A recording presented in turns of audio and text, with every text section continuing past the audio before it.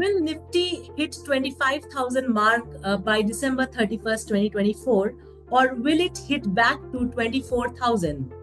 क्या इस समय एक और करेक्शन जरूरी है स्टॉक मार्केट के लिए? और नेक्स्ट ईयर इन 2025 कौन सा सेक्टर इंपॉर्टेंट होगा निवेश के लिए आने वाले समय में?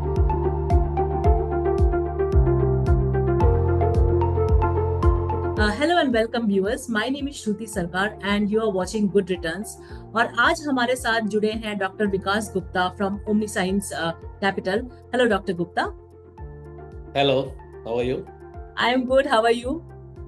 एक्सीलेंट। सो कुछ दिनों से हम देख रहे हैं कि मार्केट में काफी उछाल हो रहा है। However this year so far Nifty and Sensex are both over 12%। Quick question for you doctor Gupta to start with, आपका निफ्टी और सेंसेक्स के लिए क्या आउटलुक है? What is your forecast for 2025?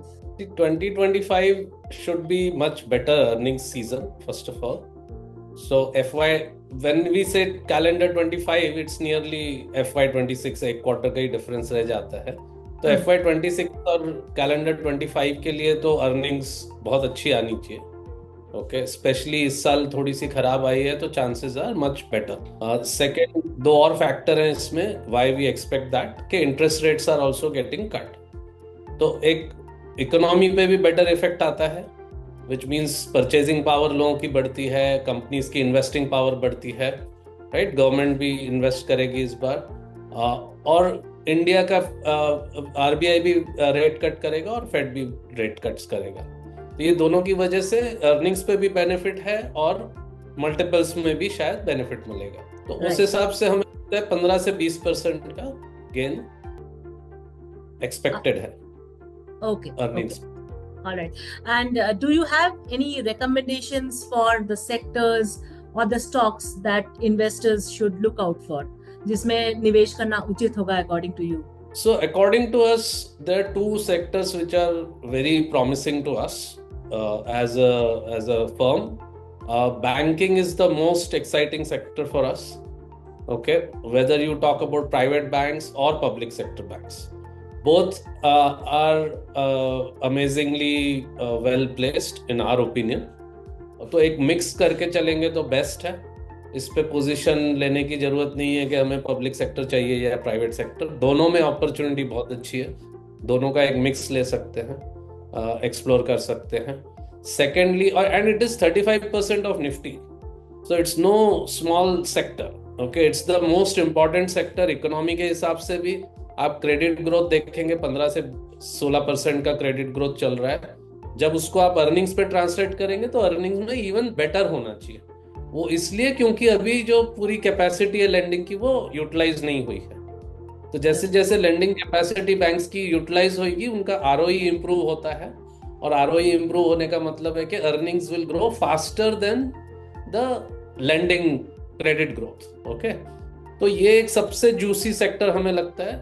और एक हमने जैसे पोर्टफोलियो बनाया, तो मैं पोर्टफोलियो की बात नहीं कर रहा हूँ, मेरा पॉइंट है कि उसमें आप एक मिक्स क्रिएट करके भी 10 का पीई आ रहा है। तो इतना चीप, जबकि मार्केट निफ्टी का 35% है banks, and Nifty is 23 P और 22 पी, और ये 10 के पी पे है। ओके, तो कितनी अच्छी अपॉर्चुनिटी आप खुद ही समझ सकते हैं। और ग्रोथ मैंने पहले ही बता दी कि 15-16% की तो लैंडिंग क्रेडिट ग्रोथ है। So this is one opportunity. दूसरी opportunity is in the power sector, where again you have to be careful, you have to look for the appropriate companies which are, जिनकी growth high रहेगी, double digit से ज्यादा रहेगी, 15 से ऊपर रहेगी, and which are cheap. तो again just to give you a feel कि क्या हो सकता है, हमने एक पोर्टफोलियो बनाया जिसमें कि 11 का पी आ रहा है। ओके, तो ये अगेन एक्सट्रीमली फेवरेबल, सॉरी 11 का नहीं, 14-15 का पी आ रहा है उसमें, तो which is again compare to market much more attractive, while having growth rates higher than Nifty. Okay. तो ये दो सेक्टर हमें काफी अट्रैक्टिव लग रहे हैं इस समय for the next year. Very insightful. Moving forward, हम जनरल लोगों के लिए, people who are not into financial markets या फिर स्टॉक मार्केट बहुत गंभीरता से फॉलो नहीं कर रहे हैं, अगर उनके लिए क्वेश्चन है कि मुझे जो काफी व्यूअर्स भी मैसेज करते हैं कि एसआईपी में इन्वेस्ट करना सही रहेगा या फिर we should choose mutual funds, what's your thought in this? नहीं, एसआईपी भी देखिए, एसआईपी यानी सिस्टमैटिक इन्वेस्टमेंट प्लान। तो ये है कि मैं हर महीने कुछ अमाउंट जो भी हम स्पेयर कर सकते हैं इन्वेस्ट करना है। अब मार्केट्स में करना है, अब मार्केट में किस तरह से करना है, ये दो मेथड्स है, right? You can either do small case और you can do mutual funds, और आप अपना खुद का एक सेट ऑफ स्टॉक्स में डाल सकते हैं, राइट? ये सब ऑप्शंस है। पॉइंट इज सिस्टमैटिक करें कि हम एक साथ कर दें, ठीक है? तो अभी देखिए, इंडिया जैसे मार्केट है, on a long run basis तो ऊपर जा रहा है, ठीक है? Economy is going to do much better 10 years from now, and if economy is going to do better, then markets are also going to do much better 10 years from now. तो आप किसी ऐसे यंग पर्सन का बोल रहे हो, layman है, उसको बहुत साल अभी इन्वेस्ट करने हैं बाकी, तो जितना जितना स्पेयर होते जाएगा हर महीने इन्वेस्ट करना है। तो that is the systematic part. पर कई लोग ने अभी तक स्टार्ट ही नहीं किया है मार्केट में इन्वेस्ट करना, तो उनके पास जैसे कि 1 लाख, 5 लाख, 10 लाख जो भी है, नंबर से मतलब नहीं है, एक आपने जमा करके रखा हुआ है पर आप सोच रहे हो इसको इन्वेस्ट करना है। अब उसका क्या किया जाए? देखो, मंथली जो एक्स्ट्रा आ रहा है उसमें कोई डाउट नहीं है, जैसे ही आता है आप हर महीने सिस्टमैटिकली उसको इन्वेस्ट कीजिए। जो पुराना रखा हुआ है बट आपको उस पर रिस्क लेना है इक्विटी मार्केट का, उसको आप का लाइबिलिटीज कुछ नहीं है, आपके ऊपर कोई डिपेंडेंसीज नहीं है, आपको रिस्क, आपका रिस्क प्रोफाइल ठीक है, आप आराम से रिस्क ले सकते हो, लॉन्ग टर्म इन्वेस्ट करना है, तो मैं तो पर्सनली यही सोचता हूँ कि पूरा एक साथ डाल दिया जाए इस समय, क्योंकि इस समय थोड़ा सा मार्केट डाउन भी है। हाँ, ओके, एंड अपस्विंग आना शुरू हो गया है। ये हम काफी दिन से बोल रहे थे कि नवंबर 15 से जैन 15 के बीच में जैसे यूएस इलेक्शन सेटल हो जाता है, वो एक मार्केट क्लियर ट्रेंड पकड़ेगा अपसाइड में, और वो अब लग रहा है कि स्टार्ट हो चुका है। तो हम तो यही बोलेंगे कि भाई, जब लॉन्ग टर्म मार्केट अप है और अभी भी इस समय भी एक स्टार्टिंग हो चुकी है, तो ये अच्छा पॉइंट है जबकि आप पूरा का पूरा डिप्लॉय कर सकते हैं। फिर भी बहुत सारे लोगों को ये इफ्स एंड बट्स होता है कि नहीं अब वो फिर year and tax loss harvesting US वाले एफआईएस करेंगे तो क्या होगा, फिर वो बजट आएगा इंडिया का तो क्या होगा, फिर फेड कुछ बोल देगा तो क्या होगा, कहीं वॉर शुरू हो जाए तो आपको, या मार्च की अर्निंग्स पता नहीं कैसे आएगी, राइट?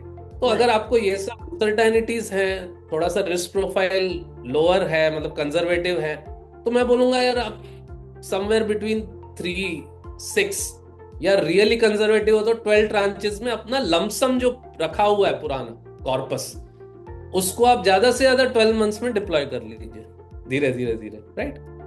वर्स्ट केस नहीं तो कर सकते हो तो एक साथ कर लो, या नहीं कर सकते हो तो 3 to 4 ट्रांचेस में नेक्स्ट 3-4 मंथ्स में कंप्लीट कीजिए, क्योंकि एक बार फिर ऊपर चला जाएगा, फिर आपको लगेगा अरे मैंने अपॉर्चुनिटी मिस की। अब अदर वे नीचे भी जा सकता है, तो ये तो कोई नहीं बोल सकता। आपको 5 साल मिनिमम डालना है। आई होप कॉन्सेप्ट क्लियर हो गया हो। Yes, for me I am sure कि व्यूअर्स भी यही फील कर रहे होंगे। हमारे before I let you go, Dr. Gupta, we have huge social media following also, और हमारे जो यंगस्टर्स हैं, जेन जी, जो अभी नया नया ऑफिस जा रहे हैं, और उनके पास बहुत सारे, उनको नया नया चीज पता चल रहा है कि स्टॉक्स में लगाएं पैसा, या फिर क्या करें, लॉन्ग टर्म में क्या होगा, एनपीएस खोले, तो they do earn but they have responsibilities too. उनका कमिटमेंट भी है लेकिन उनका सेविंग्स भी थोड़ा बहुत है। तो क्वेश्चंस बहुत सारे ऐसे आते हैं कि हम इन्वेस्टमेंट्स के बारे में सोच रहे हैं लेकिन बहुत सारा पैसा नहीं है, कम पैसों में जिसमें रिटर्न ज्यादा हो, वैसा क्या एडवाइस है आपके पास? So I want to forward this question to you, saying what would you advise for youngsters probably who are going to college, doing part-time jobs, or just have they're like freshers in a company? तो इसमें भी दो चीजें हैं। एक, जैसे मैंने कहा कि small case is one option. Okay, small case में लो टिकट के बहुत सारे ऑप्शंस होते हैं कि जैसे आपके पास 1-2 लाख है, 50,000 है, तो भी ऑप्शन है। अब आपके पास उससे भी कम है, ठीक है, लेट्स से मैं बोलता हूँ इवन 500 रुपीज है, तो आई विल एडवाइज कि आप ईटीएफ्स देखिए। ओके, तो basket of ETF small case वगैरह में ऑलरेडी प्री फॉर्म मिल जाती है, जिसमें 4-5 ईटीएफ मिक्स है। आपको नहीं समझ में आ रहा है, आपको खुद से करना है, तो आप कोई भी निफ्टी ईटीएफ से स्टार्ट कर सकते हैं। स्पेशली ये आज के लिए ट्रू है। आज जो मैं लार्ज कैप देख रहा हूँ, लार्ज कैप एक्चुअली जितना लग रहा है उससे भी चीपर है। जैसे निफ्टी 22 का पी है, लेकिन एक्चुअल में उससे भी चीपर है। मैं इसलिए बोल रहा हूँ क्योंकि जो बैंक्स की अर्निंग्स दिखा रहे हैं वो एक्चुअल अर्निंग्स है नहीं। एक्चुअल अर्निंग्स आप नॉर्मलाइज बोलेंगे तो उससे हायर, तो उस हिसाब से 20 के आसपास या उससे नीचे आ जाता है।